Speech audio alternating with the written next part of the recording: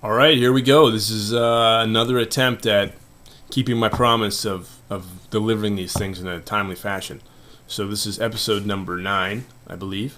And I don't know. I just felt like maybe today I'll just talk about some of the inspirations behind my work, where I get ideas from, things like that. Someone asked me when I started doing this stuff. I actually started my very first game ever, which I only really did the art. Well, it was a collaboration. I worked with Tom Fulp of Newgrounds and Castle Crashers fame in the Behemoth. In 2000, we made a game called Disorderly, which is about beating up old people in a retirement home. It was an action game, and that was my first taste of Flash gaming. And I kind of went off and did Flash animation for TV for a long time, and then I came back to it in 2007 and did The Visitor, and that was that sparked everything. That one did really well, and I fell in love with making adventure games. So was the start. So where does all this stuff come from? Well, books mostly, reading a lot. I find this book was really cool. I just read this book. It's a complete history of like all the old graphic adventures. These are like where I got all my inspirations from mostly. It's kind of a funny book because it was written by people on Wikipedia. So at least they write the title. It's mostly correct history of adventure games. So it's pretty neat just kind of reading the history behind a lot of these games and how they were made, and inspiring to see that a lot of them were made by like teams of 2-3 people. That's cool. So it's like, okay, now I'm repeating that history now with Flash and the internet. It's kind of leveled the playing field, and a lot of people like me who just dreamed of making games to make them. So it's pretty cool. I get a lot of ideas from kids' books. Not like storyline ideas, but just like ideas for drawing stuff. I find these books are just get to the point, get to the heart of what I want to know. Especially these eyewitness ones. I bought a few of these where it's just like, you want to know about certain aspects of culture. The peasants in the Middle Ages, there's their spoons. That's what their clothes look like. Here's just a few quick blurbs, summing things up. That's all I want. I don't really want to read a giant textbook on the ins and outs of peasant life. I just want to know the bullet points to help make my games a little bit more realistic and a little bit more accurate, and just things like drawing wagons with hay that are handmade. You can get in there and see how the bolts are put on, different clothing for different levels of government and stuff, and dead animals. All really good stuff. Another great book.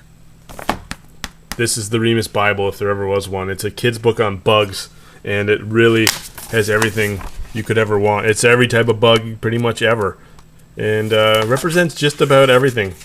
So if you want to just find out, I find these are really helpful with puzzles, because you find a cool bug. For instance, there you go, the Goliath beetle, which some of you may recognize from Remus Chapter 4. And you just kind of get some bullet points on them, so you're like, okay, I could make a cool puzzle. Can't really trying to think of one that I've specifically used, but my mind is failing me right now. I even telling you how to make webs, so when I draw webs, just okay, that's how they would construct it, and I don't know, just things like that. It's very helpful.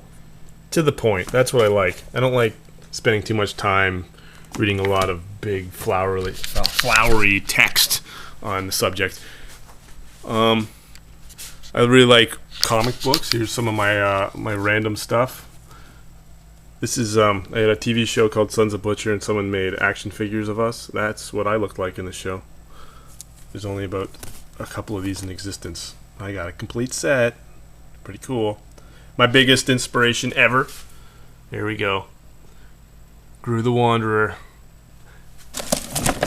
There's every issue of it ever made. I started collecting it in the 80s, 1987.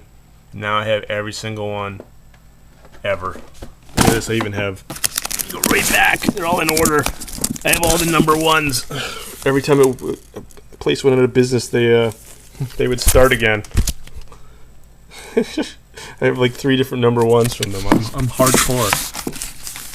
And if that isn't hardcore enough, I have this book I just bought, which is my favorite artist, the guy who draws Gru, Sergio Aragonés. I think that's how you say his name. And he's the guy who used to draw all the Mad magazine marginals and the Mad look-ats. And this book is pretty awesome. This is huge. This guy influenced my drawing style the most out of anyone. This is where I first started to learn to draw. I just sat down and started trying to copy him. And he's so fast and cool. I'd love to meet this guy someday and tell him how much he's shaped my art. This book, another great book. Highly recommend this book. The Art of Game Design has tons of things to think about when you're creating a game. Questions to ask. They call them lenses. You basically hold your game up to a different lens. So, I'm probably not gonna find the lens, like the lens of pleasure. So it gives you a bunch of questions to ask, and you don't have to do every lens, but every lens you do strengthens your game a little bit, and it all helps. It all helps. Yeah, that's all my inspiration around me. That's why I like to sit down here and just sit with, you know, I like to keep my Castle Crashers figures. And here's Dr. Teeth and the Electric Mayhem. I collected all them. There's some Tim Burton action figures because I'm kind of a nerd. I collect all this stuff. And there's my my Mulder and Scully. And back there is an action figure I created for someone. Never actually got made, but they sent me the prototype, or the whatever that is. Not really the prototype, but the mold, the casting mold. Someone sculpted it from a drawing I made. I think it's still under copyright, so I don't really know if I'm allowed to show it, but that was a long time ago.